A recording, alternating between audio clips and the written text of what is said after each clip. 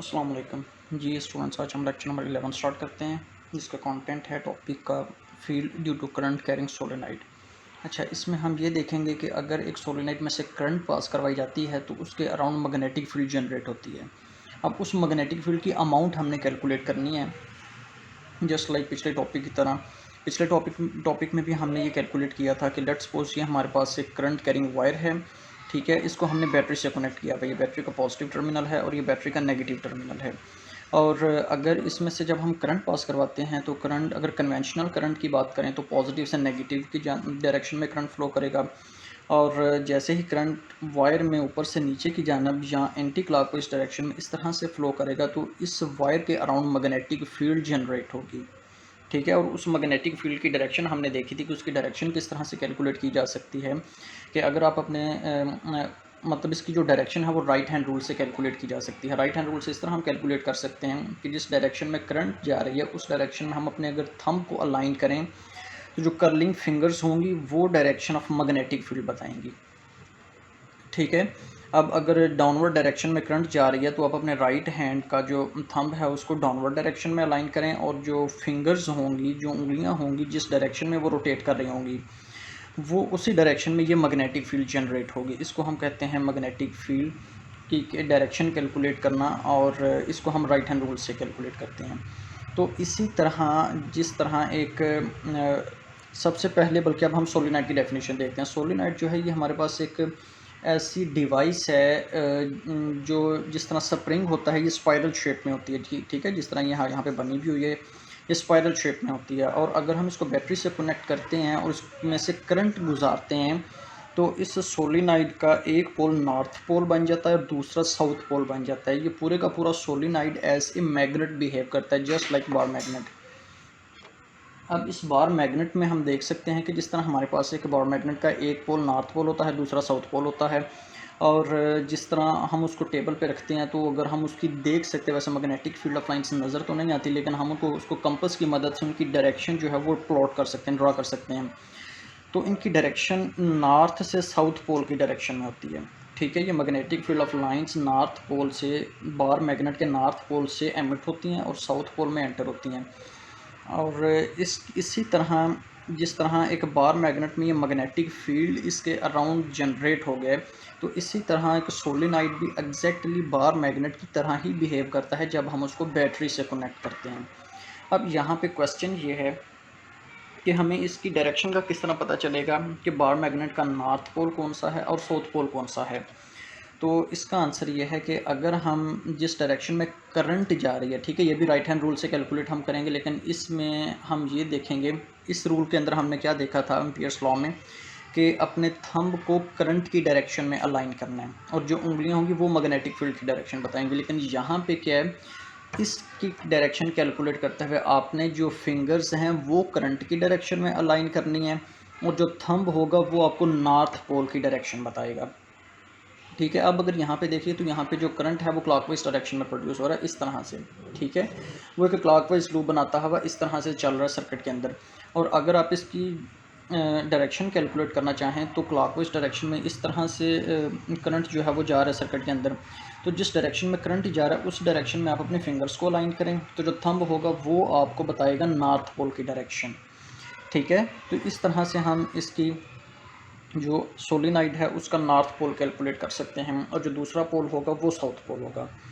अगर इसी एग्जांपल को आप इस तरह से कंसीडर करें, अगर बैटरी के पॉजिटिव को इसमें नेगेटिव से कनेक्ट करते हैं और उसको पॉजिटिव टर्मिनल से कनेक्ट करते हैं तो फिर कौन सा पोल होगा, नॉर्थ पोल।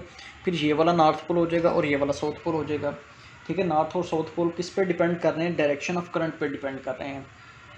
अगर इसमें यहाँ पे क्लॉकवाइज डायरेक्शन में करंट की डायरेक्शन है तो ये नॉर्थ पोल होगा और ये वाला साउथ पोल हो जाएगा।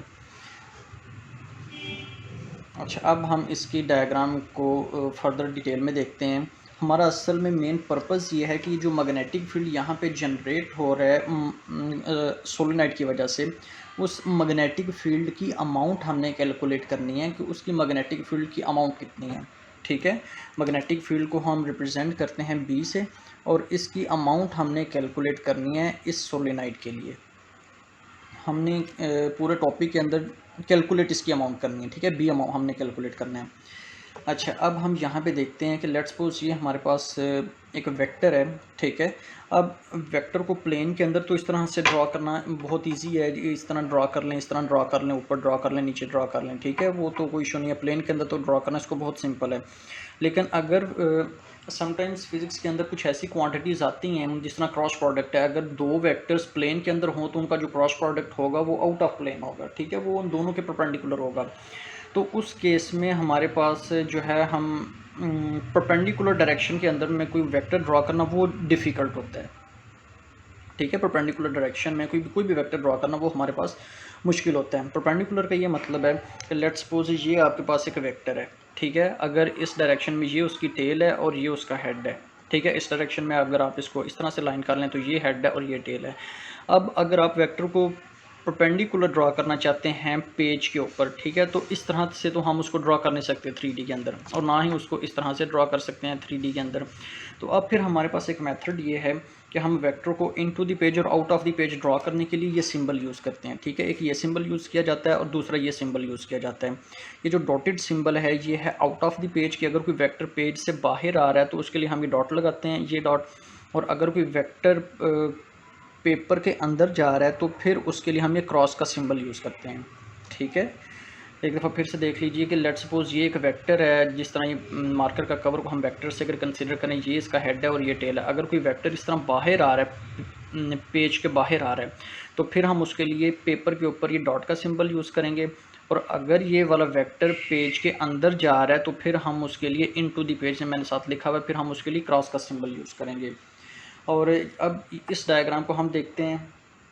एक्चुअली ये जो सोलेनॉइड हमने रखा हुआ है, ये वाला जो सोलेनॉइड हमने रखा हुआ है, ये कुछ इस तरह से इसकी ओरिएंटेशन है कि ये इस तरह से है, ठीक है। मतलब इस तरह से, जिस तरह ये मार्कर का ये वाला जो कवर है, ये इस तरह से इस तरह से पड़ा हुआ है ये सोलेनॉइड। अब ये आधा जो कवर है ये पेज के बैक साइड पे है और आधा मार्कर का कवर पेज के अपर साइड पे है, ठीक है। इस तरह से है, ये आधा पेज के बैक साइड पे है। अगर आप मार्कर को काट सकते हैं तो इस तरह से कंसिडर कर लीजिए, ये वाला आधा जो है ये सोलेनॉइड ये पेज के फ्रंट साइड पे है और आधा जो मार्कर का कवर है ये पेज के बैक साइड पे है। तो इस तरह से आप इसको कंसिडर कर सकते हैं।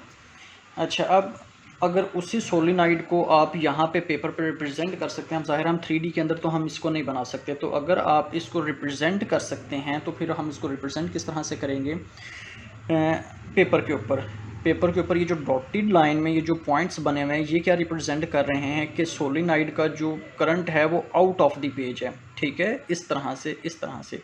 और ये क्या शो कर रहा है कि करंट जो है वो इस तरह से डाउनवर्ड डायरेक्शन में जा रही है। मतलब इस तरह से सोलेनॉइड का सिर्फ मैं अपर सामने वाला पोर्शन ये ड्रॉ करता हूँ, ये वाला, कि करंट इस तरह से आ रही है, ये, ठीक है, ये कि इस तरह से। मतलब ये सोलेनॉइड का सिर्फ हाफ जो पोर्शन है वो मैंने यहाँ पे ड्रॉ किया है और जो आधा पोर्शन है वो पेज की बैक साइड पे आपको इसको कंसीडर कर लें। तो अभी भी आप इसमें से देख सकते हैं कि करंट की डायरेक्शन किस डायरेक्शन में होगी। अगर आप अपने फिंगर्स को इस तरह लाइन करें तो जो थंब है, क्योंकि करंट की डायरेक्शन इस डायरेक्शन में चल रही है ना, एंटी क्लॉकवाइज डायरेक्शन में, तो अपनी फिंगर्स जो हैं वो करंट की डायरेक्शन में लाइन करें तो जो थंब होगा वो नॉर्थ पोल को इंडिकेट करेगा।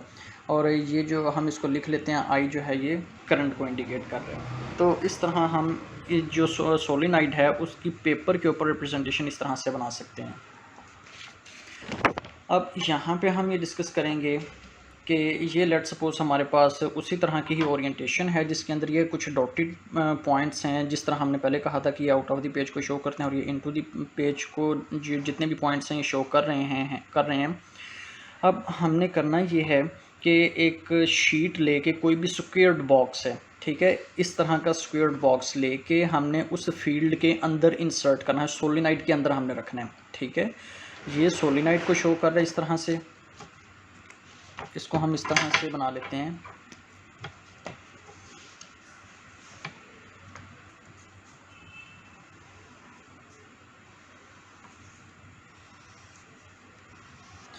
ठीक है, ये जो है वो सोलेनॉइड को शो कर रहा है, हाफ सोलेनॉइड, मतलब हाफ जो है वो आउट ऑफ द पेज है और half solenoid into the page है, ठीक है। इस तरह से सोलेनॉइड की डायरेक्शन है।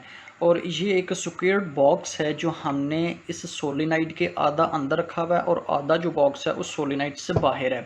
तो हमने कैलकुलेट क्या करना है, मैग्नेटिक फील्ड स्ट्रेंथ हमने कैलकुलेट करनी है।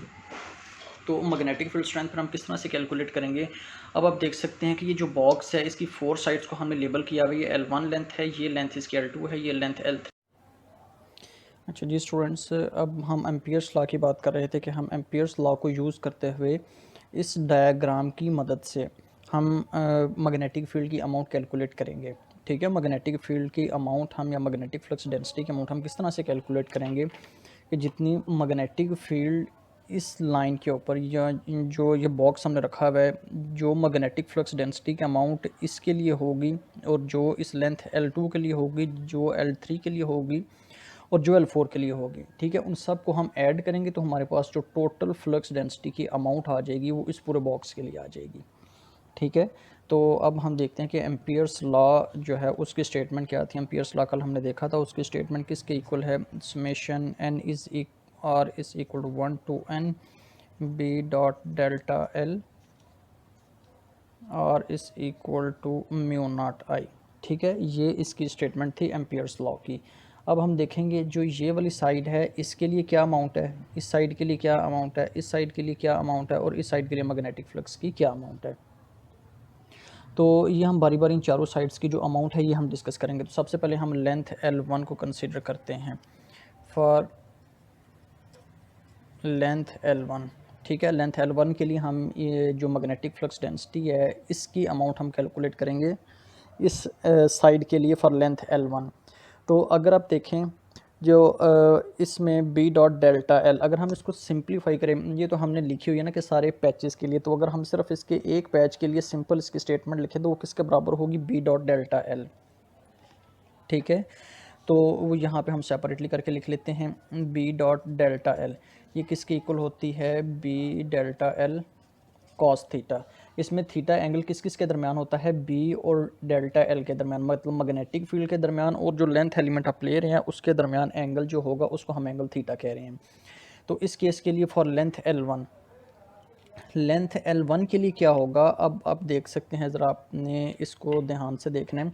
ये जो लेंथ L1 है, ठीक है, अब जो लेंथ है वो इस डायरेक्शन में है। ठीक है, मतलब आप इस तरह से चल रहे हैं इस लूप में, ठीक है, या कोई भी एक डायरेक्शन ले लें, या इस तरह से चलें या इस तरह से चलें, या क्लॉकवाइज आप ये अज्यूम कर लें कि आप क्लॉकवाइज जो है वो इसको लेके चल रहे हैं। यहाँ पे हम नाम दे देते हैं A B C और D। ठीक है, आपने एक प्रॉपर सीक्वेंस से चलना है A B C D या A D C B A। ठीक है, इस तरह से आपने एक प्रॉपर सीक्वेंस में चलना है A B C D। अब हम ये जूम करते हैं कि अब हम एंटी क्लॉकवाइज डायरेक्शन में चल रहे हैं A B C D और A। तो अब हम पहले A से B देखते हैं जो कि लेंथ L1 है। अच्छा, अब आप देखें जो लेंथ L1 है वो भी उसी डायरेक्शन में ही है, उसी डायरेक्शन में। ठीक है, A से B, और जो मैग्नेटिक फील्ड है जो ब्लैक कलर में है ये भी उसी डायरेक्शन में है। तो दोनों के दरमियान जो एंगल है वो कितना होगा, एंगल दोनों के दरमियान ज़ीरो होगा। ठीक है, पहले हम इसकी डायरेक्शन बनाते हैं, जो लूप है हम उसकी पहले लेंथ उसकी बनाते हैं कि उसकी डायरेक्शन जो L1 है वो भी उसी डायरेक्शन में ही है। और अब हम मैग्नेटिक फील्ड की डायरेक्शन बनाते हैं, जो मैग्नेटिक फील्ड लाइन है उसकी डायरेक्शन भी उसी समत में ही है। तो दोनों के दरमियान जो एंगल थीटा है वो 0 डिग्री है। ठीक है, ये अब हमने याद रख लेना है। अब इस ये जो फार्मूला है ये वाला कि जनरल फार्मूला, इसके अंदर अब आप पुट करें b dot delta n l, और फॉर लेंथ L1 के लिए आप यहाँ पे लिख लें फॉर 1 इज़ इक्वल टू, ये किसके इक्वल हो जाएगा, b। अब ये डेल्टा L जो है ना स्मॉल एलिमेंट, वो आपने ये लिया हुआ है L1, b L1 cos theta, और बी L1 कॉस थीटा यहाँ पे 0 पुट कर दें, कॉस 0 1 के इक्वल हो जाएगा, और ये किसके इक्वल आ जाएगा, बी L1। ठीक है, कॉस 0 1 के इक्वल है, और ये लेंथ एलिमेंट आ जाएगी बी L1। अब जो ये वाला एलिमेंट है जो सिर्फ इस वाली साइड है, इस पे मैग्नेटिक फ्लक्स डेंसिटी की अमाउंट कितनी है वो हमने कैलकुलेट की है BL1। अब हम जो दूसरी साइड है उसके लिए मैग्नेटिक फ्लक्स डेंसिटी की अमाउंट कैलकुलेट करते हैं। Let's suppose L2।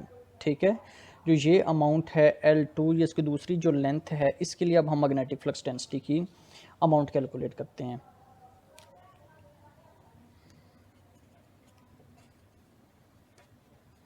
For length L2, ठीक है। अच्छा, अब लेंथ L2 के लिए अब आप इस डायग्राम में देख सकते हैं कि इस डायग्राम में जो लेंथ एलिमेंट है इस डायरेक्शन में, जो एंटी क्लॉकवाइज डायरेक्शन में जा रहा है वो अपवर्ड है, और जो मैग्नेटिक फील्ड ऑफ लाइन की डायरेक्शन ब्लैक कलर में वो इस डायरेक्शन में है, ठीक है, टुवर्ड्स एक्स एक्सिस। तो अब इसकी जो डायग्राम बनेगी, वेक्टर डायग्राम, वो किस तरह से बनेगी। अब हम यहाँ पे ये देख लेते हैं, जो लेंथ एलिमेंट है इस तरह से L1 जो हमने लेंथ ली हुई है, सॉरी L2 जो L2 लेंथ ली हुई है वो अपवर्ड डायरेक्शन में है, और जो मैग्नेटिक फील्ड ऑफ लाइन है वो इस डायरेक्शन में है, इस डायरेक्शन में। दोनों के दरमियान एंगल कितना बन रहा है, theta is equal to 90 degree. और इसके लिए अगर हम मैग्नेटिक फ्लक्स डेंसिटी की अमाउंट कैलकुलेट करें b dot delta l two, तो किसके इक्वल होगा, BL2 कॉस थीटा, और थीटा की जगह पे आप 90 पुट कर दें, BL2 cos 90 ज़ीरो के इक्वल होता है, और ये सारी की सारी जो अमाउंट है वो ज़ीरो हो जाएगी। तो B dot delta l to ये किसके इक्वल हो जाएगी, ज़ीरो के इक्वल हो जाएगी। अब हम जो थर्ड लेंथ है उसके लिए इसकी अमाउंट कैलकुलेट करते हैं, ठीक है। जो थर्ड लेंथ है इसकी वो भी आप एक दफ़ा देख लीजिए डायग्राम की मदद से। ये इसकी थर्ड लेंथ है, और इसमें ये डायरेक्शन है, और 4 के लिए ये डायरेक्शन होगी। इसके लिए भी जो थर्ड लेंथ है उसके लिए भी यही अमाउंट आएगी, लेकिन इसके लिए थोड़ा सा ये आपको माइंड में रखना है कि हमने बॉक्स इस तरह से कंसिडर किया हुआ है कि बॉक्स की जो ये वाली जो नीचे वाली साइड है L1 सिर्फ वो मैग्नेटिक फील्ड के अंदर है, और जो लेंथ L3 है, जो बॉक्स की ये वाली साइड है L3 जो लेंथ है, ये अब हमने ये जूम किया हुआ है कि ये मैग्नेटिक फील्ड से बाहर है, और इसके ऊपर मैग्नेटिक फ्लक्स डेंसिटी का असर बिल्कुल भी नहीं है, ठीक है। इट मीन्स कि मैग्नेटिक फील्ड की स्ट्रेंथ इतनी पावरफुल नहीं है कि ये वाली जो लाइन है, जो ये वाली साइड है उसकी रेंज में आ रही है, या ये वाली जो साइड है L3 ये मैग्नेटिक फील्ड के अंदर एग्जिस्ट नहीं कर रही है, उससे बहुत बाहर है। तो इसके ऊपर जो मैग्नेटिक फ्लक्स डेंसिटी का असर होगा वो बहुत वीक होगा, तो इसलिए हम इसको लिख लेते हैं, जो इस साइड के ऊपर जो मैग्नेटिक फ्लक्स डेंसिटी है वो ज़ीरो है। तो इसको हम यहाँ पे ज़ीरो लिख लेते हैं, बी डॉट डेल्टा एल 3, इसको हम डायरेक्ट ये ज़ीरो लिख लेते हैं कि जो तीसरा एलिमेंट है, जो थर्ड लेंथ है, उसके लिए अमाउंट क्या होगी, ज़ीरो हो जाएगी। अब हम फोर्थ के लिए कैलकुलेट करते हैं, ठीक है। दोबारा से इसकी डायग्राम ये फोर्थ के लिए चेक करते हैं। फोर्थ के लिए जो है वो लेंथ इस डायरेक्शन में है और मैग्नेटिक फील्ड लाइन इस डायरेक्शन में है, तो दोनों के दरमियान जो है वो 90 डिग्री का एंगल बनेगा। यहाँ पे हम इसको प्लॉट करते हैं फॉर लेंथ L4 के लिए, ठीक है। ये उसकी L4 की डायरेक्शन हो जाएगी, और साथ इसकी जो मैग्नेटिक फील्ड की डायरेक्शन है वो इस तरह हो जाएगी। दोनों के दरमियान जो एंगल है theta is equal to 90 degree. तो जब थीटा 90 डिग्री बनेगा, L4 B dot delta L4, तो ये किसके इक्वल हो जाएगा, बी कॉस थीटा के कॉस 90 है, लिहाजा ये भी किसके इक्वल हो जाएगी, ज़ीरो के इक्वल हो जाएगी। कॉस 90 ज़ीरो के इक्वल होता है, तो जो भी इसके साथ टर्म मल्टीप्लाई होगी वो ज़ीरो हो जाएगी। तो इस तरह हमारे पास जो लेंथ जितनी भी हैं, जितनी साइड्स में हैं लेंथ की, वो हमने उन लेंथ पे हमने मैग्नेटिक फ्लक्स डेंसिटी की अमाउंट कैलकुलेट की। अब हम उन सब को ऐड कर देंगे, ठीक है। हमने इस जो ये साइड L1 है इसके करस्पॉन्डिंग मैग्नेटिक फ्लक्स डेंसिटी की अमाउंट कैलकुलेट की, इसके करस्पॉन्डिंग की, इस लेंथ के करस्पॉन्डिंग की, और इस लेंथ के करस्पॉन्डिंग की। अब हम इन चारों लेंथ्स को जमा कर देंगे और फिर देखते हैं कि हमारे पास जो फाइनल आंसर है वो किस फॉर्म में आता है। तो अब हम यहाँ पे इसका जो आंसर है उसको हम यहाँ पे ऐड करते हैं। तो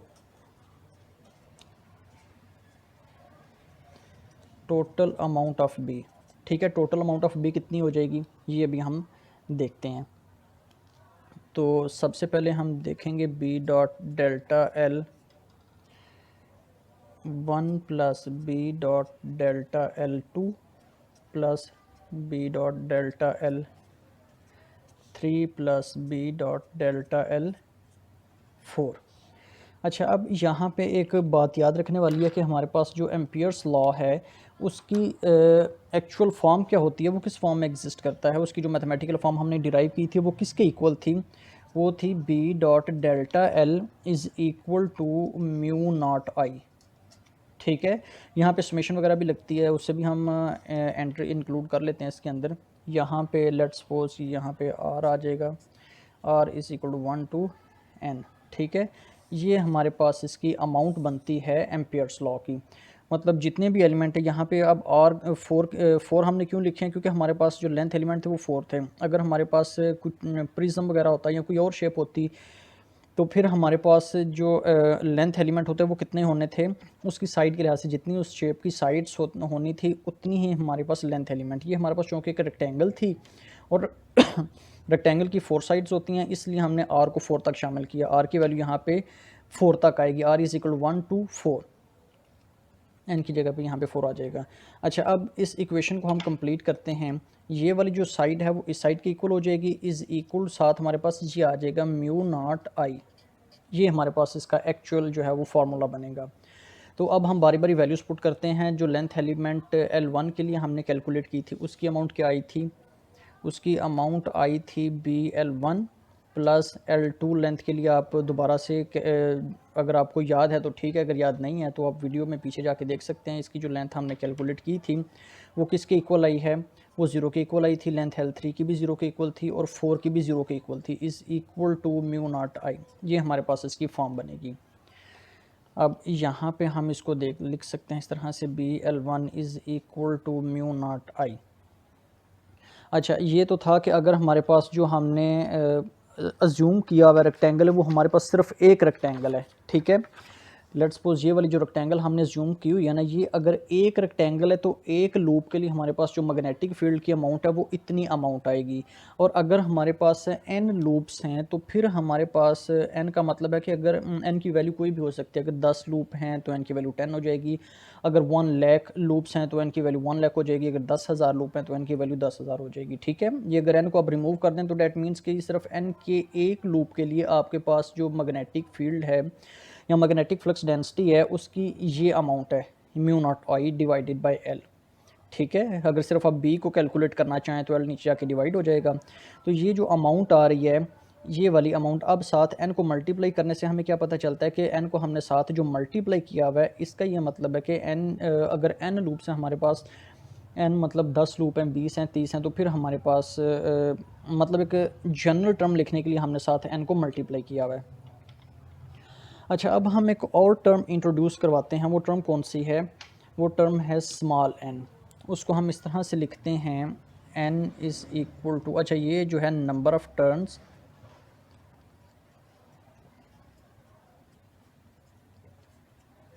पर यूनिट लेंथ, ठीक है। ये n क्या है, number of turns per unit length. तो इसको हम किस तरह से लिख सकते हैं, small n is equal to, ये क्या है, नंबर ऑफ टर्न्स हैं, ठीक है। ये सिर्फ नंबर ऑफ टर्न्स हैं और ये number of turns per unit length. तो इसको हम फिर लिखते हैं, इसको हम इस तरह से लिख लेते हैं, small n is equal to, ये लिखते हैं number of turns divided by ये पर यूनिट लेंथ, ठीक है। ये हमने स्मॉल लिख लिया है। और यहाँ से अगर आप n की वैल्यू कैलकुलेट करें तो n की वैल्यू किसके इक्वल हो जाएगी, n और साथ ये l आ जाएगा। अच्छा, अब ये वाली जो इक्वेशन है, अब ये L1 ये सबस्क्रिप्ट में जो हम 1 2 3 लिखते हैं ये उस वक्त लिखते हैं जब हमारे पास एक से ज़्यादा साइड्स हों, ठीक है। जिस तरह वो फार्मूले के लिए मतलब डायग्राम के अंदर 4 साइड्स थी तो हमने लिख लिया L1 2 3 और 4। अब हमारे पास ये फार्मूले के अंदर सिर्फ एक ही L लेंथ आ रही है, ठीक है। तो उसको हम L1 लिख दें या L लिख दें तो उससे कोई फ़र्क नहीं पड़ेगा।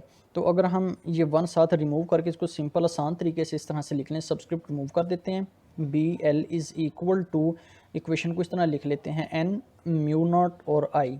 अब n की जो ये वाली वैल्यू है उसको यहाँ पे पुट कर दें, जो ये n की वैल्यू है उसको यहाँ पे हम पुट कर देते हैं।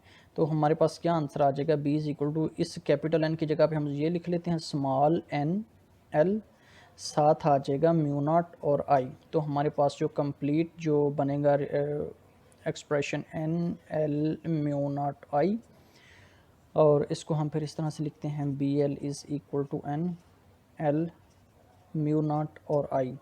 इसमें जो हमारे पास जो लेंथ है उसको दोनों साइड से कैंसिल कर देते हैं, ये वाली लेंथ इस लेंथ से कैंसिल हो जाएगी। बाकी जो मैग्नेटिक फ्लक्स डेंसिटी है उसकी हमारे पास अमाउंट क्या आ जाएगी, B is equal to mu naught n और I। ये हमारे पास मैग्नेटिक फ्लक्स डेंसिटी की अमाउंट आ गई है उस केस में जब हमारे पास एक सोलेनाइड है, ठीक है। सोलेनाइड है हमारे पास और सोलेनाइड में से हम करंट पास करवा रहे हैं तो मैग्नेटिक फील्ड डेंसिटी जो है वो जनरेट होगी, मैग्नेटिक फ्लक्स जनरेट होगा। और उस मैग्नेटिक फील्ड डेंसिटी की वैल्यू जो है हमारे पास वो ये आएगी mu is b is equal to mu naught n i. N यहाँ पे आपने याद रखना ये नंबर ऑफ टर्न्स नहीं है, एन किसके इक्वल है, number of turns per unit length. ठीक है, पर यूनिट लेंथ का मतलब है कि एक यूनिट लेंथ में कितने टर्न्स आ रहे हैं।